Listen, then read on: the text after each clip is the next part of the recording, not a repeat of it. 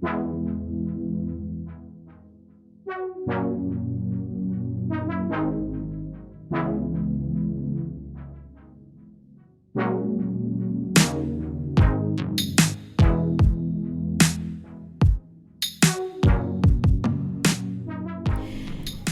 everybody, this is the Mind of Lilith, and thank you for joining me today. I wanted to quickly share my thoughts and opinions about some new information that's been revealed about Shirley Strawberry's husband, Ernest. Chronicle Speaks and the phone calls from prison YouTube channels have been keeping us up to date with this story, and so shout out to them for doing the work to bring us this news. As intrusive as it may seem, if they didn't do what they do, we would not be having these very important conversations about relationship dynamics in the Black community. So today I wanted to talk about why I believe Ernest has an issue with Shirley paying her daughter's bills. Okay, a few years ago I watched a reality TV show on OWN called Love Goals, and it was pretty good. It was another relationship therapy show, and one of the women who was on that show with her husband talked about the fact that one of her mother's boyfriends sexually exploited her starting at the age of 14, because one day she asked her mom for $40 and her mama said no, she didn't have it. So then when the mom is at work, the boyfriend made a proposition to her, and he said, I'll give you the money, the $40, if you perform this sexual act for me. Okay? And that's how the transactional abusive relationship started. She said that this grown man who was dating her mother was buying her the things that she wanted in exchange for sexual favors. And it lasted for a while, right?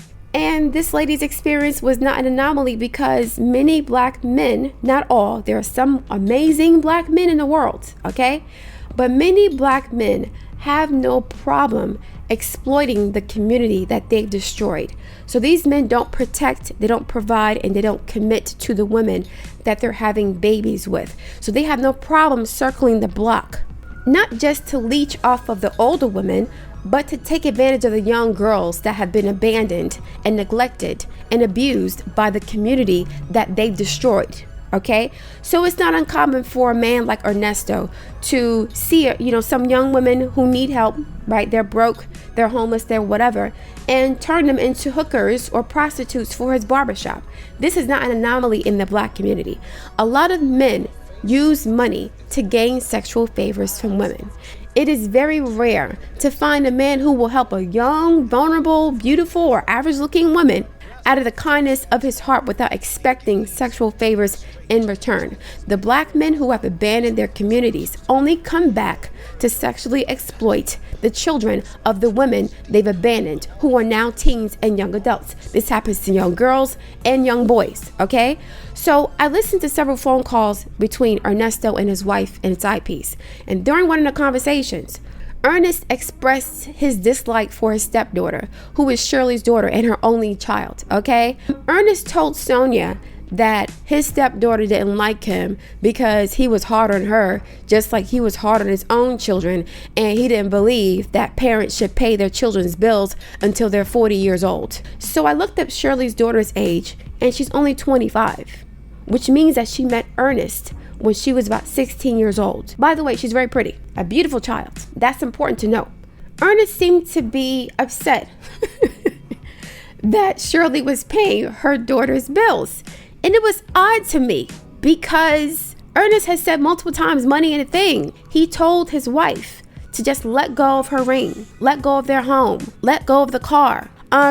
Let's rent a property for $8,000 a month. Let's sell your house at a $500,000 loss. He doesn't respect money. He doesn't value money. Money's not a thing for him. So why would he have a problem with his wife spending her money that she can afford to spend to pay a couple $1,000s per month at most to help cover her daughter's bills, where her grandchildren also live? Shirley expressed some frustration about the situation as well. but she has more of a reason to be upset with her daughter, especially if she feels like her daughter is taking advantage of her and being irresponsible with her money. Because as a mom, you want your daughter to be fiscally responsible, especially when they have young children, okay? So Shirley told Ernest that her daughter flaunts the items that she buys on social media, which can put her in danger. But then she turns around and asks her for money to help her with her bills, okay? I remember in earlier conversations that Ernest said that he offered to buy things for his stepdaughter and her children. So he was surprised when she went to the police and filed an order of protection against them. So Shirley has a legitimate reason to feel some kind of way about her daughter wasting money. That's understandable. But why is Ernest upset? Chronicle Speaks said that Ernest allegedly sexually assaulted his own female children years and years ago, okay, decades ago, which is why he has no contact with them to this day.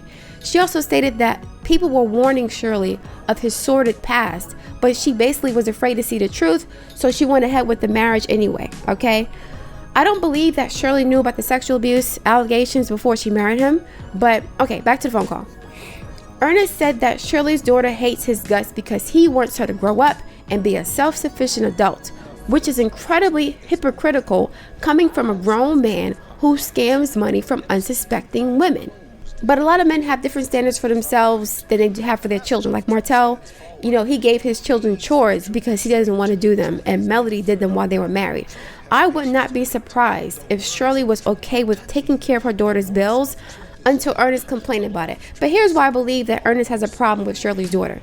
Considering the litany of allegations against him, I believe that Ernest doesn't like Shirley paying her daughter's bills because now she doesn't need him for anything. Imagine if Shirley's daughter was broke, a single mother, she wasn't receiving help from family, right? And then she asked Ernest, her stepfather, for help, financial help.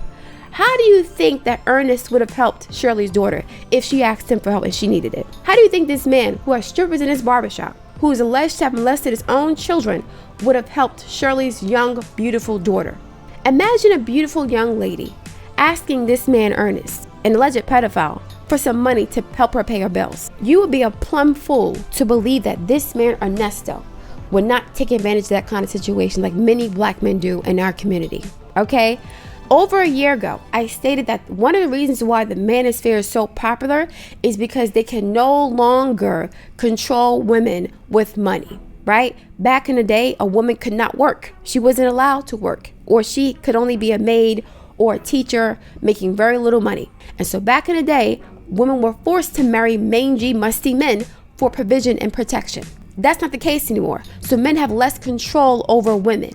In the black community, there's a direct correlation with the rate of employment of black women and the rate of marriage. It's an inverse relationship. The more employed and educated black women became, the less marriageable they became. Why? Why did marriage rates decline so precipitously once black women started working and going to school? Last week, I stated that black men have artificially inflated their value by intentionally withholding marriage, protection, and provision from black women.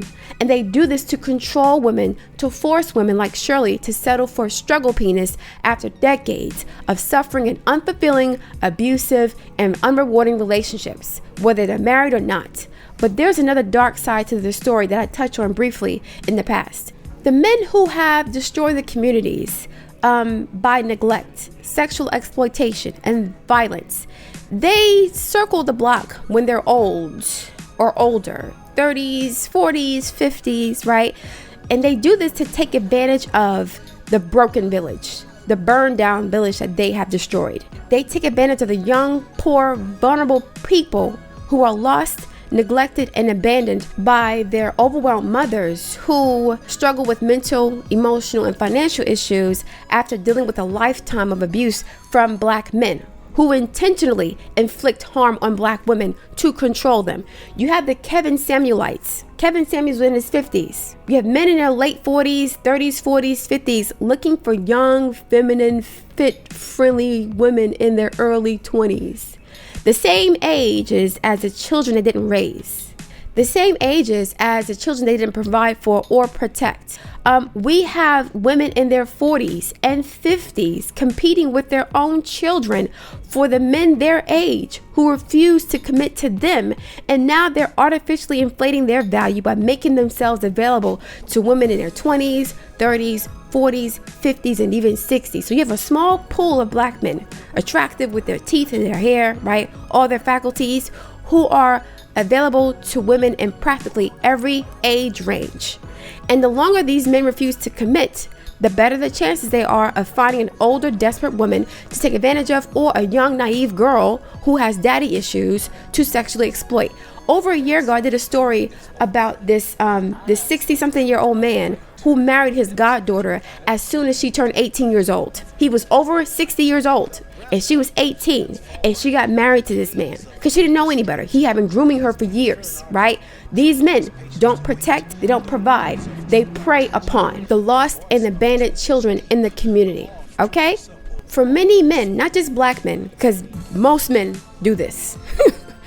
If you want their help, then their penis has to be involved. And this is why I stated that I despise the male libido, because everything becomes about sex for them. If you are a man listening to this, and a young woman or male has ever come to you asking for help, and you knew they needed help, they were desperate, they were abandoned, right? They were vulnerable, nobody cared about them, and they came to you for help, and you used that as an opportunity to put your penis in them, you ain't shit. You're part of the problem. Instead of these men trying to rebuild what they destroyed, they'll just continue to pillage and plunder and exploit. Why do you think there's so many passport bros out here? At the end of the day, it is hard to control a woman who doesn't need you for anything. And this is why so many men are obsessed with getting a woman to submit to them. They're obsessed with submission and subservience, which is all about control. When women start making their own money, it's harder for men to control them. A lot of men do not want to marry a woman that they cannot dominate or control. And that is why they go to these poor countries to find an impoverished preference who will put them on a pedestal for having a job, regardless of how he treats her, right? She sees this average, mediocre American man as a hero because he can give her a ticket to a better life. These men want to be worshipped just for being born. And that's how arrogant and entitled they are. So when you have women like Shirley who take care of their business and they take care of their daughters, right? They take care of them financially. It makes it harder for men like Ernest to sexually exploit them. Ernest resents the fact that Shirley has the money to take care of her daughter to the point where she won't have to go to him for anything. Because if she had to go to him for anything, you had better believe he would take advantage of that. All of a sudden, this dude cares about being fiscally responsible when he's losing homes, jewelry, cars, businesses, like he's running through money. And all of a sudden now you're concerned about a couple of $100, a couple of $1,000 a month that your wife is spending out of her own pocket because she makes about $500,000 a year. She can afford it. You worry about a couple of nickels and dimes that she's given to her own child and grandchild so that she wouldn't have to go to a man like you for anything. Like the story I told you guys earlier, a lot of young girls are naive enough to sell their body for stuff, okay? I'm not saying that some of them aren't coerced. I'm not saying that some of them aren't manipulated. But unfortunately, social media culture has glorified prostitution. And I'm going to say this. It sounds crazy to say, but I'm going to say this. If I had a daughter and she was choosing to sell her body for a bag and some shoes, I would beat her ass, okay?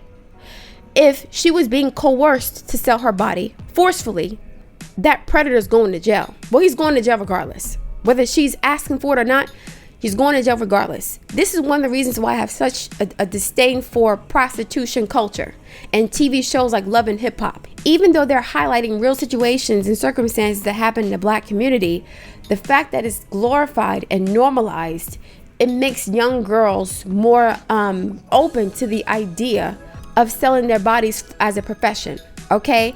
And that is one of the reasons why I absolutely cannot stand sex work, because most men are nasty as hell. They're nasty as hell, and I don't like the idea of a woman desecrating her body for a bag or some shoes. Now, some women do it because they have no other choice, right? Some women are being trafficked. Some are being pimped. I have so much empathy for those women. But the ones who are choosing to do this for a bag and some shoes, please stop. Please. I'm so happy that Shirley is making sure her daughter's financial needs are met. Yes, her daughter needs to be more responsible for her money. But in my mind, if Shirley wasn't helping out her daughter, she would consider asking Ernesto for money. That's her stepfather. Why wouldn't she ask him for money, right? She's known him since she was 16 years old. He's been a part of her life for years. He's supposed to be a trustworthy authority father figure. You're supposed to be able to ask your stepfather or your cousin or your own father for financial support, supposedly, hopefully, without being exploited or taken advantage of. But Ernest would be the absolute worst person to ask for any financial favors from. He's the kind of person that will put you to work in one way or another. Okay? If he would do it to his own kids and a young woman working at his barbershop, why wouldn't he take advantage of his own stepdaughter? He has morals now? That's crossing the line for him? That would be impossible for him to think about? I'm not saying he did anything. I'm not saying that ever happened. I'm saying that I'm so happy that Shirley's daughter was never put in a position to find out what this guy would do to her or what he would ask of her if she was ever in a desperate situation financially. With children to take care, rent is high as hell, inflation is crazy. Like, thank God Shirley has the money to take care of her daughter, because money is also protection. A lot of Black women were taught to be financially self-sufficient because they've witnessed what happens to women who are financially dependent on a man, right? Now, I'm not saying that all men who take care of their women financially are animals and dogs and demons. I'm not saying that. There are some good men out here, Black, white, other races, that take care of their wives, pay all the bills, and do so gladly. But the majority of the men in our community were not like that. The majority of the men in the community said, I'm paying all the bills, so you have to accept the abuse, the side babies, the alcoholism, the molestation, the psychological abuse. You have to accept all of this shit that I'm throwing at you because you need me. You can't go nowhere. I have complete control over your life. Money is about power and control. And the more money that women have, the more power and control and autonomy that they have over their lives, unless they believe that their lives are incomplete and not worth living unless they have a man to share it with. There's nothing wrong with wanting companionship. I keep saying this. Nothing wrong with that at all. I don't hate relationships. I don't hate marriage. I don't hate Black men. I don't hate anybody. But what I'm saying is that a lot of women like Shirley will give away their autonomy for the sake of having a man who may or may not respect them, who tolerates them, right? Who's using them for money, for a place to live, from some sort of come up or access to young children. These men rarely, if ever, will do anything for anybody out of the kindness of their heart. And to keep it a buck, some women are on that type of time too. There are lots of older women in their late 20s and 30s, going after 16, 17-year-old boys who don't know their track record in the streets. That happens too. There are a whole lot of predators in the Black community, and there are a whole lot of vulnerable children to be preyed upon in the community. And that's why this shit ain't gonna change. It hasn't changed because the predators are having so much fun. Instead of turning those girls into prostitutes, right? Ernesto could have sponsored them going to school. If he was making all that kind of money, community college is cheap. He could have helped them go to school. He could have helped them get a trade. He could have helped them with some other way besides that. Why does sex have to be involved every time somebody needs help?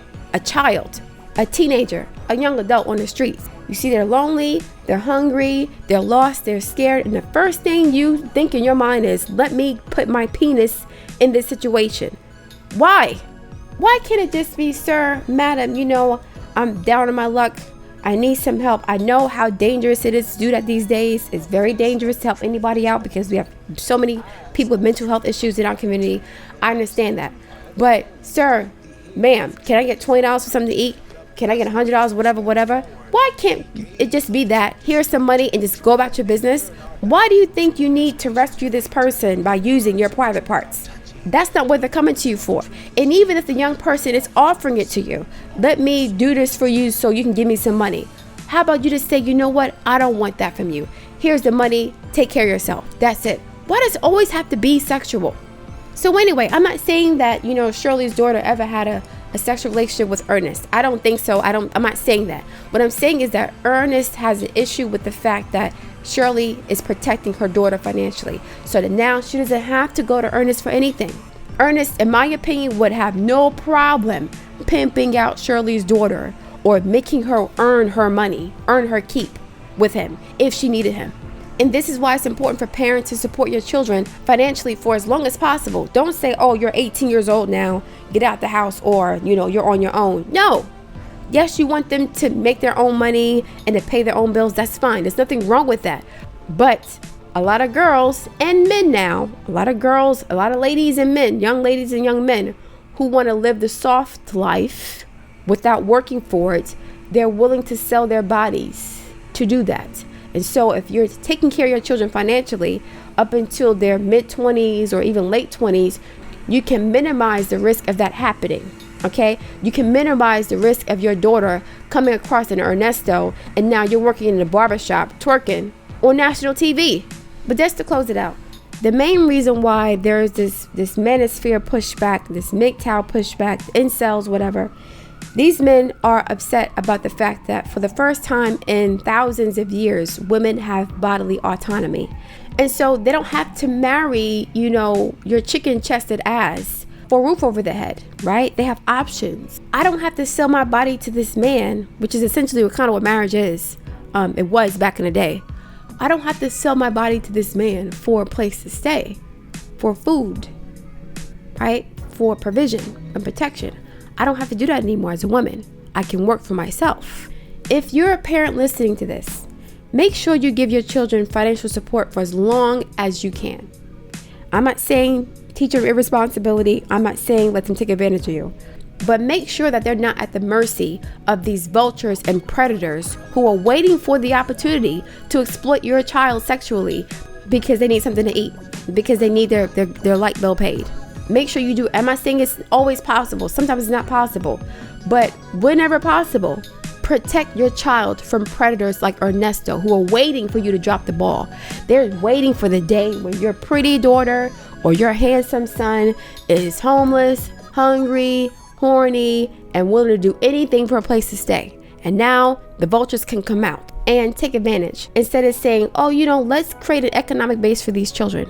Right? A pipeline from high school to a trade school or a high school to a job, low-end job, something to put something in their pockets where they don't have to struggle and scrape and survive on the streets and beg strangers for money. Okay? All right, guys, I'm gonna leave it there. I look forward to reading your feedback. Please like, share, and subscribe, and I'll speak to you soon.